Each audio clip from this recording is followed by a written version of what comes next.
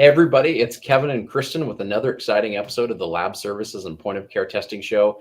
Kristen was on vacation last week and she was doing more exciting things in the lab services and point of care testing world. We showed you the CLIA stuff last week. Now we're going to dive really deep into something that I think is really important to society, A1Cs and blood glucose monitoring. I'm going to hit this reel and then we're going to get started.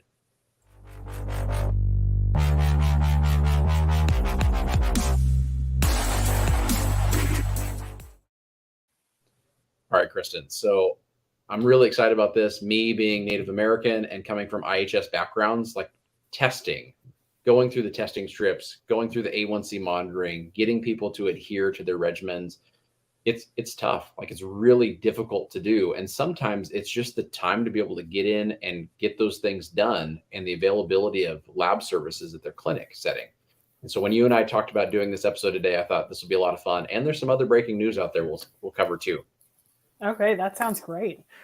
Yeah, I wanted to talk about A1C today because it's a year-round revenue stream, opportunity, way to serve your community that I don't think a lot of people are necessarily realizing or wrapping their head around the full idea of it, Kevin. Makes sense. Yeah, so the year-round piece is so important to illustrate because A1C isn't you're sick, one-time test, and then there goes any next steps of revenue outside of the test to treat kind of options.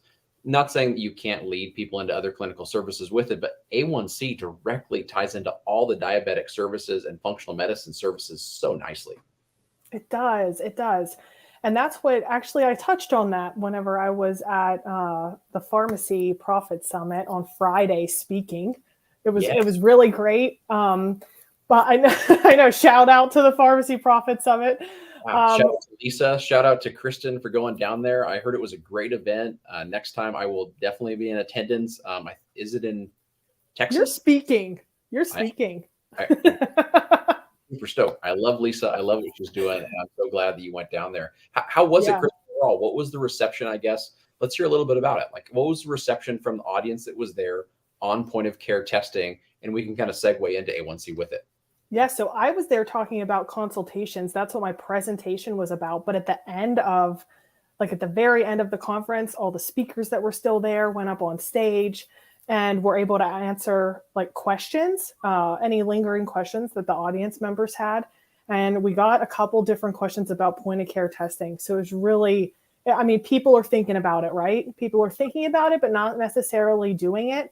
And so that's why I wanted to talk about this topic today, because we need to shift out of that opportunity that the pandemic had presented to us, but realize that, okay, if we were able to test for that, what other opportunities are out there? And this is a huge one because there's 34 million diabetics in the country. I want to say 45% of Americans are considered obese.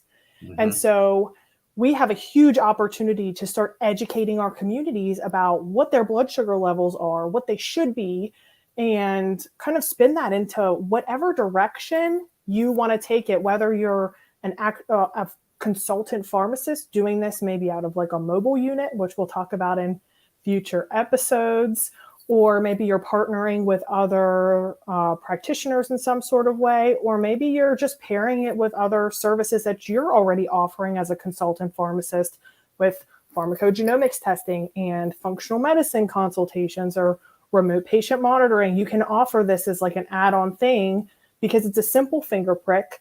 It's cheap, very affordable for the consumer, profitable still for you as the business owner.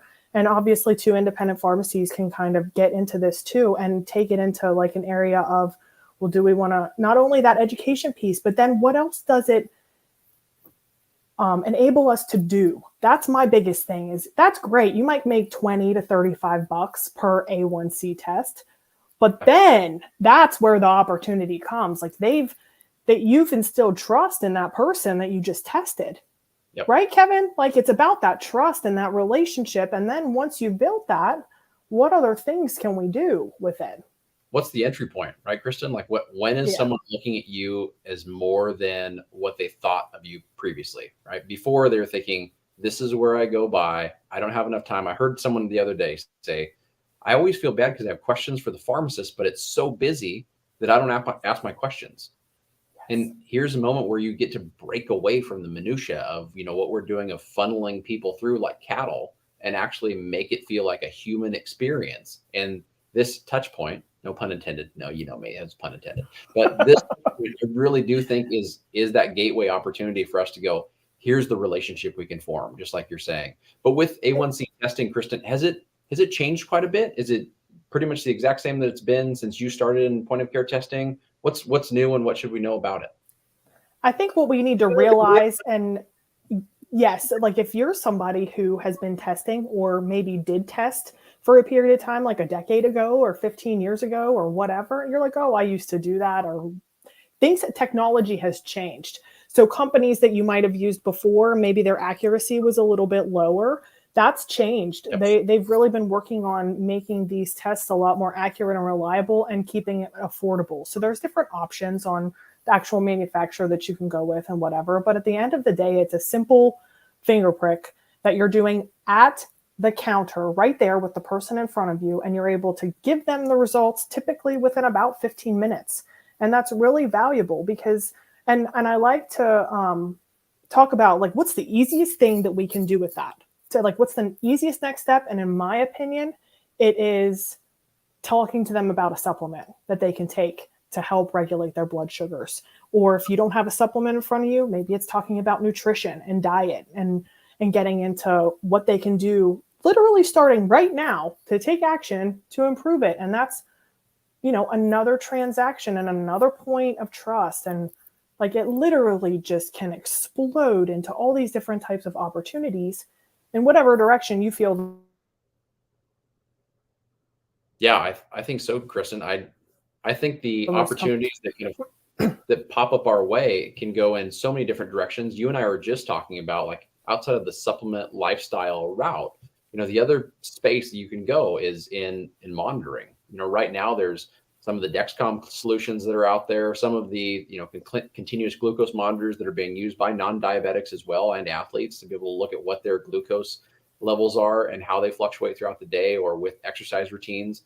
And then the exact same thing, you and I were just talking about an article this morning that I had read about Apple making a breakthrough, looking at some additional monitoring software that's going in and being utilized in wearables. So now the ability for someone to go, here's an A1C that gives you a roundabout idea over the last 90 days of what your blood sugar has been doing.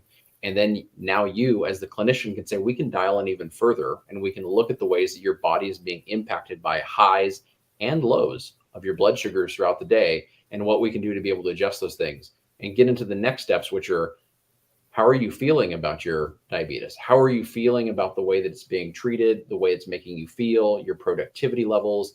And I think that for me, is me being a tech nerdy kind of guy, I love that. Like, I feel like that is the next wave of healthcare, us really getting into the home, not in an invasive way, but in a more helpful way to really see what our patients are going through. So I'm with you. Like, A1C is just a really wonderful start.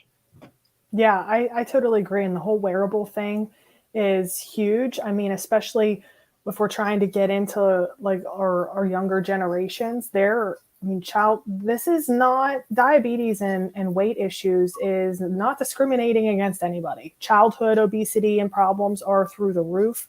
Yes. People are loving these wearable devices. So let's just let's piggyback pretty much off of this great stuff that people are already utilizing. And it's just how, like you said, how do you want to spin it? And then you could turn it into consultations where you can keep it totally conventional, like looking at their medication list. Oh, do they, and even deprescribing, we have a deprescribing expert in RPH Ally. Yeah. And that can help. Like, you have patients out there that are taking things because they think that's the only option that they have. So why can't we just at least open up that conversation and start talking about, are you happy with these medications? Are you happy having to not only take them, but pay for them? Are they convenient for you? Do you realize that there maybe are other options out there? And if we can control your levels enough, you can start to come off of them. And so, I mean, the opportunities are really endless. So giving people, as we're kind of running up on time here, giving people the breakdown, let's say, Kristen, of they're saying, Kristen, I'm very interested in A1C. It makes a ton of sense for me as a clinician, me as a business owner. So getting into the A1C space, like initial, I know inside of your course, you have like initial breakdowns of here's some of the costs of the machine, like how to get those things implemented. But just from a mindset standpoint and maybe just a process standpoint, you now have purchased your A1C analyzer. You have your testing supplies. Now you are doing what, Kristen? Like, so what are the next steps to go from having the devices ready to go to getting patients in the door to utilize those devices? And then the easy next step that you just mentioned, like how do you set those things up?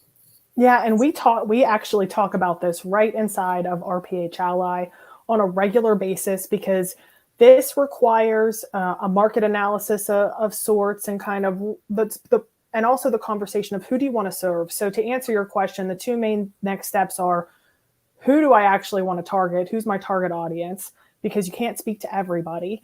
And what is your approach going to look like based on your particular situation? Because having a pharmacy and maybe the staff to start having conversations with people who are already walking in your door is going to be a very different approach than maybe somebody like a consultant pharmacist who doesn't have the constant volume of patients.